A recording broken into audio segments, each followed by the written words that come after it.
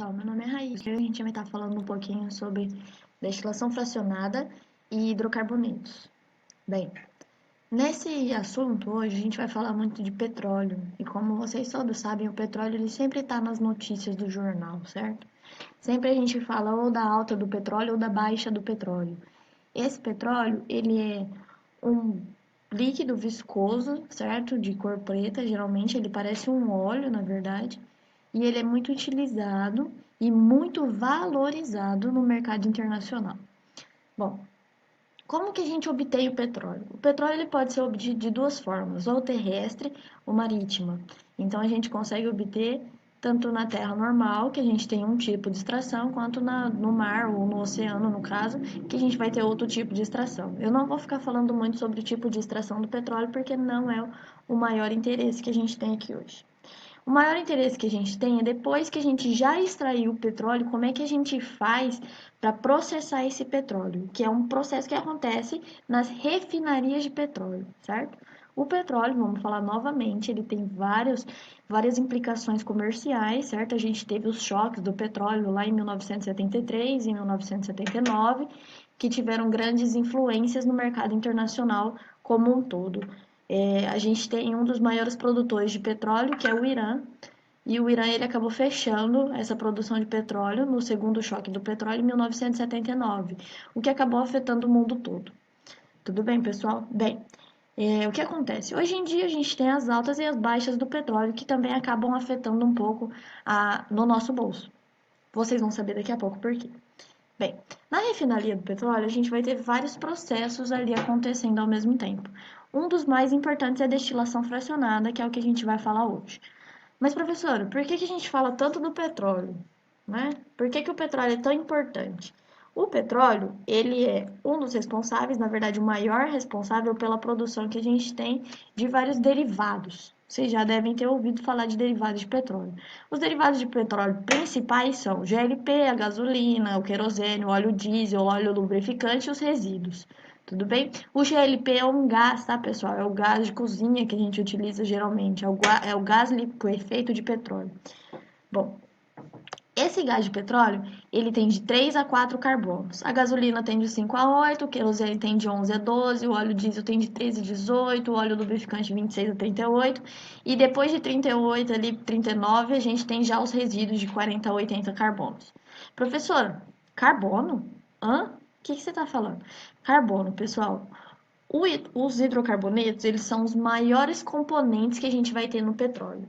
E os hidrocarbonetos, eles são formados simplesmente por carbono e hidrogênio. A gente já vai falar deles. Tudo bem? A gente tem os carbonos ligados entre si. Então, falar que tem de 3 a 4 carbonos quer dizer eu tenho 3 carbonos ligados juntos ou 4 carbonos ligados juntos e assim por diante. Como que a gente consegue, então, produzir esses derivados de petróleo? A gente tem essa diferença de carbonos aí, e aí, com essa diferença de carbonos, a gente também vai ter uma diferença no ponto de ebulição. Vocês lembram o que é ebulição? A ebulição é quando a gente coloca lá no fogo, certo? E ele começa a liquefazer, ou seja, virar gás. Enfim. Então, o que acontece? Aqui nos nossos derivados de carbono, se a gente prestar atenção, eles estão aumentando o número de carbonos de cima para baixo, certo? E assim, os pontos de ebulição também aumentam. Quanto mais carbonos a gente tem, maior o ponto de ebulição que a gente vai ter. Então, pessoal, com esse aumento do ponto de ebulição, o que quer dizer? A gente tem que fornecer uma maior energia para quebrar mais essas interações entre carbonos. Então, quanto mais carbonos eu tenho, mais interações eu tenho. Se eu tenho mais interações, eu tenho que fornecer uma energia muito maior para conseguir quebrar todas elas, tudo bem? Então, se eu preciso fornecer uma energia maior, quer dizer que o ponto de ebulição vai ser muito mais alto. Então, quanto mais carbonos eu tenho, mais alto é o ponto de ebulição. E o que acontece? A gente tem lá na refinaria de petróleo as torres de destilação, tudo bem? Que são conhecidas também como colunas de fracionamento.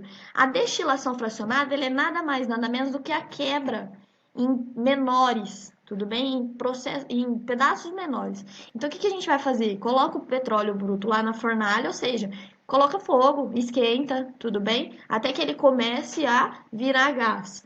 E o que vai acontecendo? Os hidrocarbonetos eles vão sendo separados em bandejas. Bandejas são essas partes aqui, ó, que a gente pode ver, tá vendo? Que aqui, ó, sai lubrificante, aqui sai diesel, querosene, gasolina e assim por diante. Essas são as bandejas.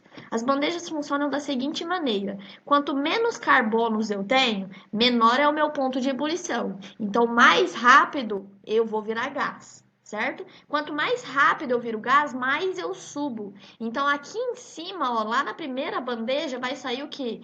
Vai sair o GLP, que é um dos menores, que tem de 3 a 4 carbonos. Quanto menos carbonos eu tenho, mais alta vai ser a bandeja de extração aqui, a bandeja que eu vou sair com aquele derivado de petróleo. E quanto maior o ponto de ebulição, ou seja, quanto mais carbonos eu tenho, menor vai ser essa altura, no caso, da bandeja, tudo bem? Porque ele não vai conseguir liquefazer, então ele não vai chegar lá em cima para conseguir sair na bandeja lá de fracionamento.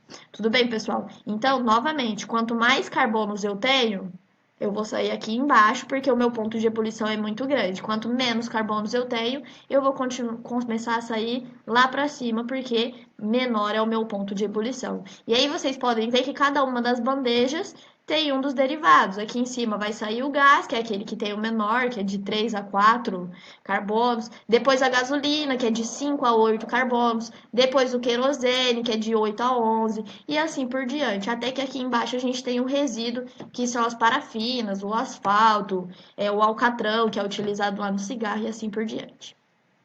Bem, então, o que acontece? A gente já sabe como é que a gente tem o derivado de petróleo. Mas o que é um derivado de petróleo? São hidrocarbonetos. Nossa, professor, hidrocarbonetos. Que nome difícil, né?